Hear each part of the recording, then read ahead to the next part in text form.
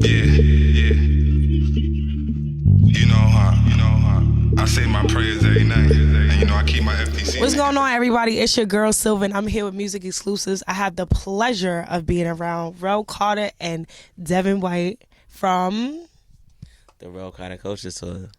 Nice. So who wants to tell us more about the tour? Because I know. Devin. All right. Damn, you said that quick as hell.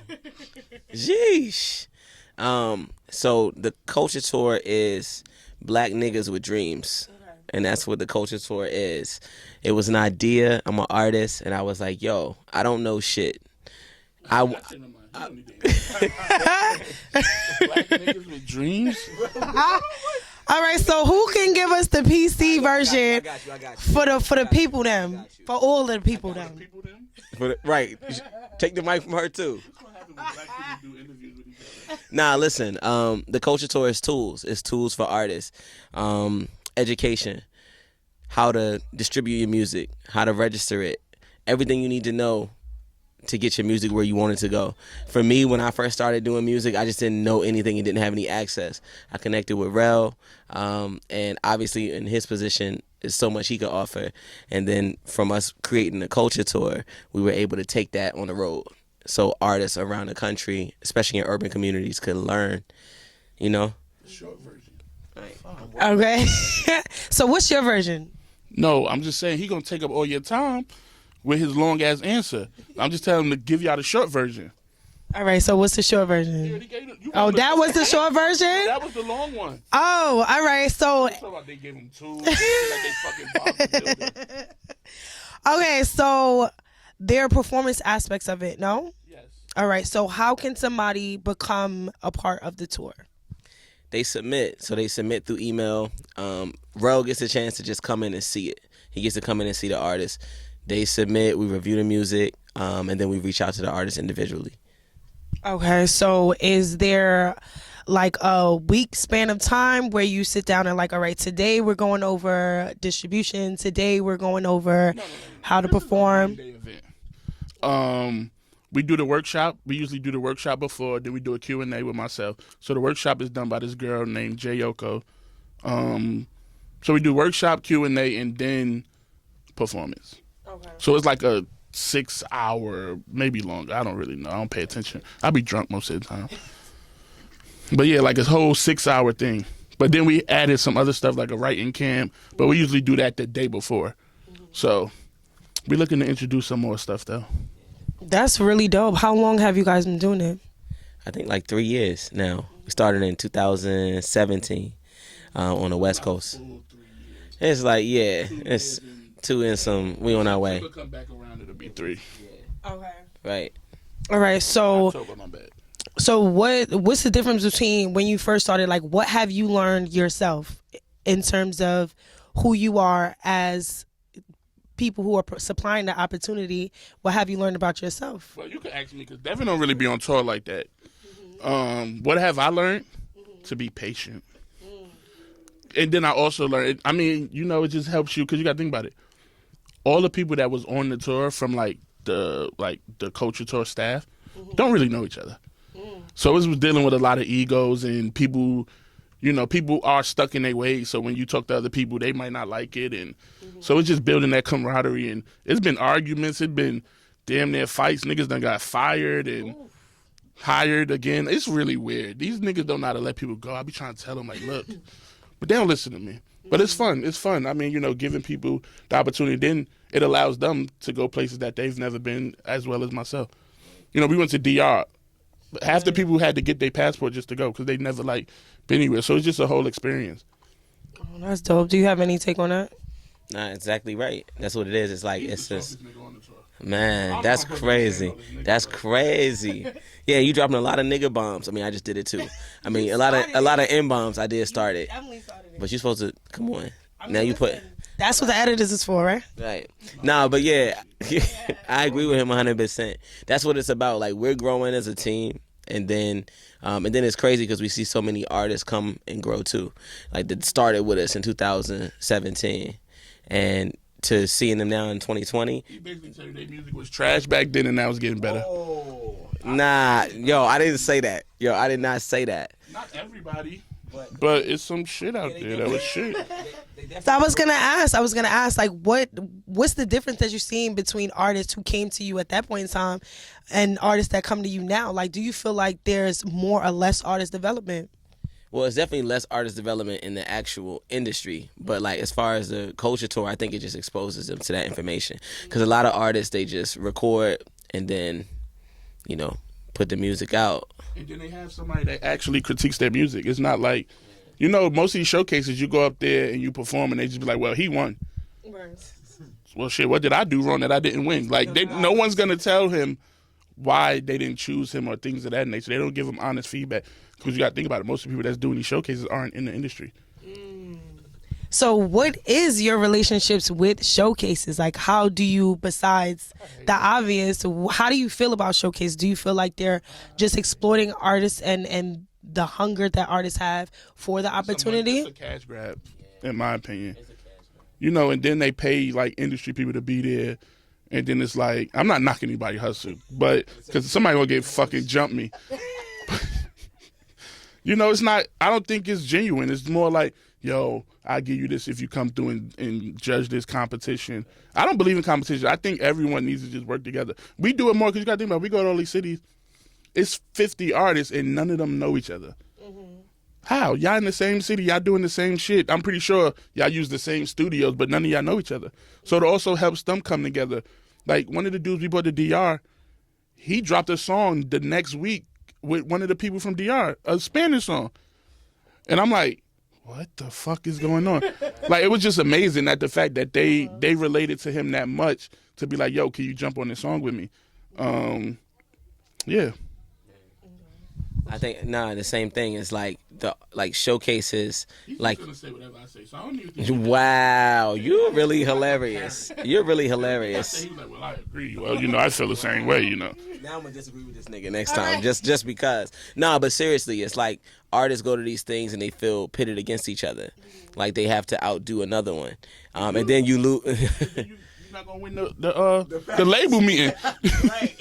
You're not gonna win the label. Exactly. So that's what with the culture tour we were trying to stray away from that. It wasn't about a label meeting. It wasn't about these kind of superficial things. It was about actually learning and getting tools. So when you leave that room, you know, like, wow, I really got to get my music registered. I got to deal with my publishing. I got to, you know, take the steps necessary to really get my music protected and ready to be released. So that's the whole point. It's about actually giving them a real opportunity. And then, you know, we even did a compilation album where we took what? And that's no handouts? No handout. Is it 15? I think I selected 15 artists from pretty much each city because at that time we only did 15 cities. And then we just went to Atlanta for a weekend and did the whole project. 3 days. We probably did like 17 songs, but I cut it down to however many's on the album. But then it was just like giving them more of an opportunity. Like, I pay $500 to perform. I don't win. I go home pissed. I don't want to lose $500. That's just a loss. Like, if I can't guarantee, at least get some knowledge or something, but you don't get that. You just get, all right, you get a silver package, you get a bronze package, you get gold. A label meeting, $500, and a nigga probably get a sweatshirt, the third nigga. Right, might be fucking. It might be. Yo, I'm weak. Okay, so what can we expect from this year's culture tour? Man, I quit. You heard it here first. I quit this shit. So look, very exciting. We're gonna be in South by Southwest in March. We're doing what we call a culture house. This will be our 3rd year. It's like an upscale residence, but it's full of programming. It's a whole day of programming, different speakers, special guests. It's going to be incredible. And then we actually are working on a new concept that we'll roll out too. You want to make that announcement now? No? Should we make it now? I mean, I'm not going, so you can lie if you want. You're not going to go? No.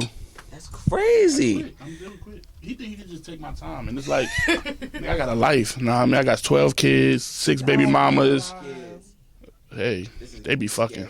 This is getting scary in here. All right, so what's the news? Well, it's a forum. It's just a broader platform than just a regular culture tour. Usually we go to specific cities and we connect with the artists there and give them the foundation information. The culture forum is kind of expanding that. It's going into picking a good manager, building your infrastructure, team building, and just kind of artists that really already have their packages together, taking them to the next step. Like, where do I go after I've been traveling and performing and I have great streaming numbers, but a label still hasn't signed me yet? What do I do? So that's what the culture forum is going to be aimed at. So that's going to be exciting, very exciting. Okay, so My next single when I think about it. yeah. Oh, all right. That's called life.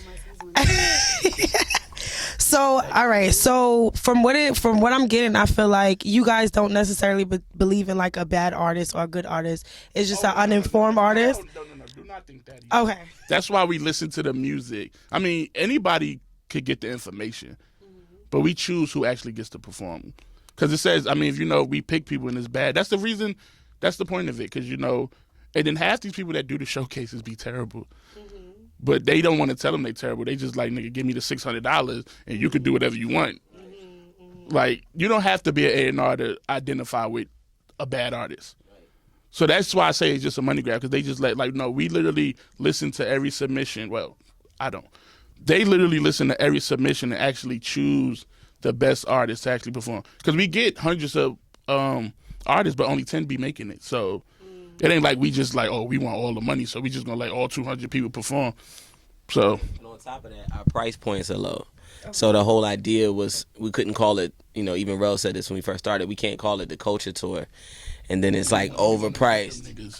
It be him. No, don't listen to him. Don't listen to him. Every interview I say, yo, these showcases be raping them, charging them $500 or more. He called me one day like, bro, I think this year we should charge $500. I was like, so we got to get every interview taken down if we do that. Him, he money hungry. All right. So all right. So walk us through the process. Say I'm an artist right now and I wanna get on the tour. Yeah, so you would submit when we announce a city. You would submit via our website or email. Like step by step. So you say you're in New York this year. No. We're in South by Southwest, so it's in Austin, Texas. That's in March, and then we'll be in Atlanta for our forum, and we'll announce that date soon. But yeah, you submit records, you submit photos, links, everything you have. We were to a few places. You could do Tiara. TIARA at relcarterculturetour.com. Yeah. That's not how it works. You submit the links on the fucking website. No. Oh, I don't know. Right. See? Right. Or you can go to relcarterculturetour.com and usually everything will be there for you. Okay. Yeah, so you submit, it's reviewed. We talked to all our artists. We probably had like 300 or 400 artists, and we've personally talked to all of them, which I'm really... Except for the ones they didn't talk to. Which I'm really proud of, you know what I mean? Just kind of seeing those kind of connections be built. And even right now, it's a lot of the artists that are around Rel now that those relationships really started from us actually having conversations and actually connecting with them, actually figuring out what they were about. And now they're still around. So I think it's just really special. Who are some standout names of artists that you've worked with in the past who you feel like has used the culture tour for the best of his abilities? Man, everybody on the No Handouts album. It was incredible. I mean, I feel bad naming because I might forget people, but everybody on the No Handouts album. If you go search Rel Carter No Handouts, you'll see that whole lineup. Everybody on there. It's incredible. Nice. Do you have a name? If you start, you gotta finish. Do you remember any names? Like, I remember. Just give me like two. Give me like two standout artists. Not saying this is no rank. This is no rank. No, I can't do it. You can't do it. Not one. All right. So let's get a little bit of background about who you guys are, and because you said you were an artist yourself, so let's get a little bit. Oh, is oh, my fault, my bad. So you are an artist at this moment. So tell us a little bit about your artistry and where we can find you and your stuff. Devin, DEVINL, white like the color, on social media, iTunes, Spotify, all that. Devin, DEVIN, and white. That's me. Okay, so tell us about your artistry. Yes, so for the people who don't know. He got this song, right? Let me tell you about this song. He got this song called Fever, right? So I had like a birthday dinner, right? Devin had a little bit too much to drink. And I'm telling y'all why he made the song. You don't want me to tell the story? No, you started. No, I don't have to finish. Yeah, but this is gonna be too much of a mystery. You might as well tell it. Whoa, mystery. They're gonna have to get Scooby-Doo to figure it out. So, Devin just had a little bit too much to drink, and he did some things to his wife, and now he had to make a song about it. That's all I'm gonna give y'all. I don't want to give y'all details, because that nigga was wilding. But we gotta know if it's not no DV charge or nothing that we gotta look about. What's that? Oh, y'all niggas gave domestic violence an acronym? I didn't know that. Wow, I'm about to use that. I'm about to get it. Cause you said he did something to his wife and had to write about it. It was a reckless. Yeah, it was my reckless mouth. It was too much Dusse. You know, and I'm gonna be honest. Since we being honest, I'm gonna say, to be honest, it was his grandmother. All love, she's incredible. I think she set me up. She gave me a sangria with Dusse in it. He asked for it. She said, "Boy, I don't know if you can handle it." He said, "I got this." Put his ass down. He was outside asleep. The party wasn't even outside. We was looking for him for 45 minutes. Somebody just happened to go outside and found him outside, and then he came in and started wilding. Look, yo. She looked in my eyes and set it down and said, "This one's for you." Ooh. That was trying to bag you? That's what you trying to say? Come on, what? You trying to say Granny? In front of your wife? Was that what you said to her? Yo, where's this going? Where is this going? He wilding. See, he told you he was wilding. You gotta hurry up and answer that question. So either way, yeah, it was a bad moment. My wife. Really, oh, thank you. You should have put the mic on him for that. But no, we good. Yeah, yeah. So it was a bad moment. I had to go write something to kind of take me out of that space, and so that's how I got that record. I just said that to say his artistry is based on his real life. Yeah. Okay. Yeah. Nice. Do you have any projects out right now that you just dropped recently? Well, Fever is recent. It was the end of last year, and I'm working on music now. So, yeah. Nice. His wife sings too. They just like a musical family. You want to say her name? He can say her name. Don't play with me. What? I can say her name. She ain't my wife. I say her name. That means we go together. I cannot. Her name is Savannah. So it's IM.Savannah on social media. She's incredible. R&B, sexy, all that. All right, you can look into the camera. Don't look at us. All right, so let's get a little bit about you. Do you like that people call you what they call me? Nephew? Nah, nobody calls me that. Who calls me nephew? Huh? That's weird. Jay-Z's nephew. Do you? Nobody. Not to my face. No. Like just hey, Jay-Z's nephew, like that? No. Really? I'm surprised. I'm actually surprised. Because I would not respond to some. Hey, Jay. No. My name is Rel. Okay, so who is Rel? A&R, Culture Tour, Dusse podcast, Dusse Fridays podcast. Yeah, I heard a couple. That's her job. Fuck you talking about? But as a podcaster myself, do you like? Podcast you got? All right, listen. It's about you. It's not about me. Dusse Fridays. Now you can come on, but we gonna get your podcast out the way first. Right, let's do it. So I did tune into a couple episodes, and you consider yourself an asshole on a podcast and stuff like that. I think you're really cool. I think you're relatable. I think you're very relatable. People be thinking. That's why it's relatable, because niggas be like, damn, I felt that way too. So tell us a little bit about a couple of your endeavors.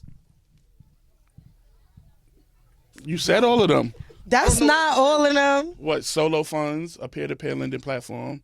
We have an esports company called Unanimous Games. I got niggas on the block. She's saying 3. I don't know if she tell you wrap it up in 3 minutes. Tell her we going till we fucking say we done.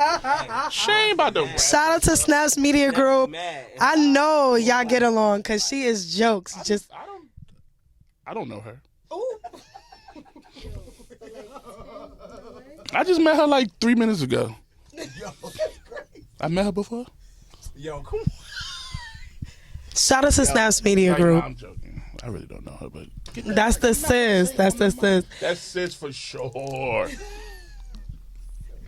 Okay, so I did want to touch a little bit about your solo funds because I think that's a really dope situation that you create for people. So can you tell the people in the TV land? TV land. So it's a peer-to-peer lending platform. It's more on a loan basis. So it's like Cash App, but it's like on a loan basis. It's pretty much, we started it because honestly of the, the relationship strain borrowing money from friends and family puts on it, right? So we was just like, yo, we got to do a dope idea where people could gain interest on their money. So it's like a pool, pretty much. Let's say this guy right here, this nice fella with the nice Jordans. Dre. Let's say he go to the club, he spend all his money, he come outside, his car towed. He could go on the app and just put like, I need $350 to get my car out. Let's not use that because you're not going to get the money that quick. Right. So let's say you have a bill due Friday. So Monday you go on the app and you know you don't get paid till the following week. You go on the app and be like, I need $200 until Friday or whenever you get paid. And as a lender, I could go on the app and be like, okay, this guy looks, you read it, you could counter offer it too. So I could be like, well, no, I need it back at 10% rate as opposed to 4%. And then as soon as we agree to it, the money will automatically debit out of my account and go into his. And then I know a lot of people be scared about the payback. But you have to have a bank account attached. We can automatically debit it out your account. So even if your account is negative, the bank can still allow us to get the money because they want the overdraft fees. So they don't give a fuck. As long as it's not $10,000, because we do small, we do $20 to $1,000. Nice. That's really dope. So anybody could be a borrower or lender. He could lend one day and then borrow the next day. It's like really just depend on your needs. Lend something to somebody, then be broke, and then borrow something. But that's backwards. If you lended and you broke, you stupid. Yeah, that's some dumb shit. Yeah, like, look, hey, some the shit. platform is there for you if that's what you want to do. Beneficial. We get a lot of great feedback. Last year alone, we processed over $1 million in loans. So yeah. Let me tell you, it's an incredible platform. But then I had to think twice because I didn't want to borrow nothing, and this nigga see that I borrowed anything, so I don't use it. But use the app. Okay, cool. I'm gonna go in there tomorrow. Then I'm glad you told me that because that's. I used it when we first did it, just so we could get some transactions and shit. But I ain't got it. I need to be a fucking borrower. All right, so really quick, I did want to say that you guys do a lot for the culture just in general. Like, you touch almost every bases, like different situations that not just the artist, but just a person in general might need. Right. So is there ever a point in time where you feel like you're doing too much? No. Only because I have, like, great teams that actually handle the stuff. Like, I don't actually work at Solo Fun. We have an amazing team that handles all the logistics and day-to-day. Shout out to Travis Holloway. That's our CEO. So everything that I'm involved with, I have a team who actually helps out so I don't have to actually have the pressure of doing everything. So, yeah. So do you feel like there's still something that you're not doing that maybe in the next 5 years you're going to accomplish? No, not really. I mean, I definitely think there's something more that I want to do, but I need to get this stuff to a point where, it's working itself before I move on to anything else. Okay. So I don't want to stretch myself too thin. Okay. So I did want to ask, like, what is success to you? Do you feel like right now you're successful? Is it monetary? Is it status? I don't think it's status or money. I just think it's like, I think success varies. Like, somebody could think they're successful just because they have any job. I mean, I think it's just about happiness. To me, I think as long as you're happy, you're successful. It don't have nothing to do with money because that shit come and go. I'm trying to tell you, I'm broke as fuck, but I'm happy. Yeah. So what about you? What do you feel like success is to you? Yeah, it's I'm on the verge. It's like nah, life is good, yo. I think it's just kind of like freedom. It's just having freedom. It's like doing what you want to do, and it's hard because you got to find a path. If you want to like figure out how can I live my life and be free, so it means every day when I wake up, I'm doing what I want to do, and I feel happy about it. That's a challenge to figure out, like, how do I do that? How do I navigate everything to get that done? But I think that's what it's about. And a lot of times people are scared to take those risks to get their lives to those points. But that's what it's all about, because you either do that or you do what somebody else thinks you should be doing with your life, or, work a job that you're not happy with. So I think it's just about finding the freedom. He pretty much say, just do the opposite of him and you'll be happy. Well, since Snaps is not here, I'm going to sneak in another little question. Has there ever been a point in time where you used like your name to get something? Use his name around There's a lot him of people that to do get to get shit. Yeah. Yeah, like women. I'm trying to tell you. I had niggas. That's how you got your Not wife? him. No. Yo, come on. Oh. All right. No, but other niggas been thanking me like, yo, thanks, Rel. I'm like, what you thanking me for?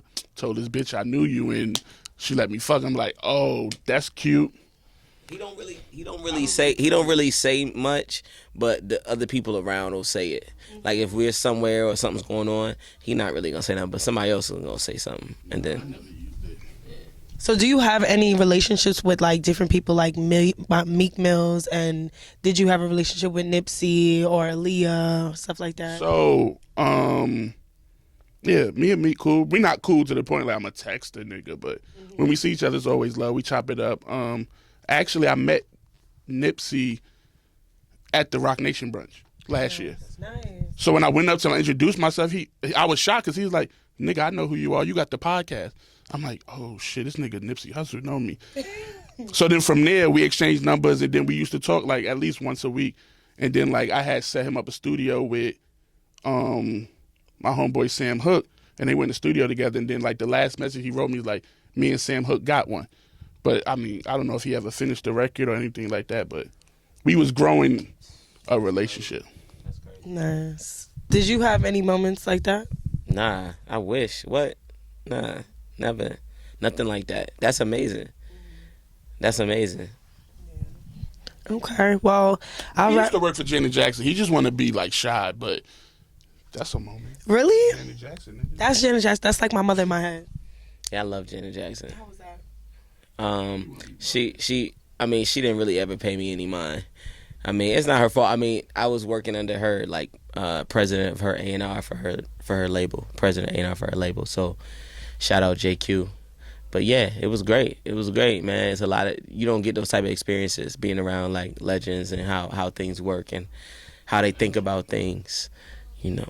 Let me not say that. Let me stop trying to be funny. Okay, so Wait, this nigga don't think Janet's a legend. I'm gonna get crucified. I'm just joking. Right. he's just joking, Mom. Sorry. All right, so we're gonna wrap here. This is Silva Music Xlcusives. Stay tuned. We got some more for you. Yeah.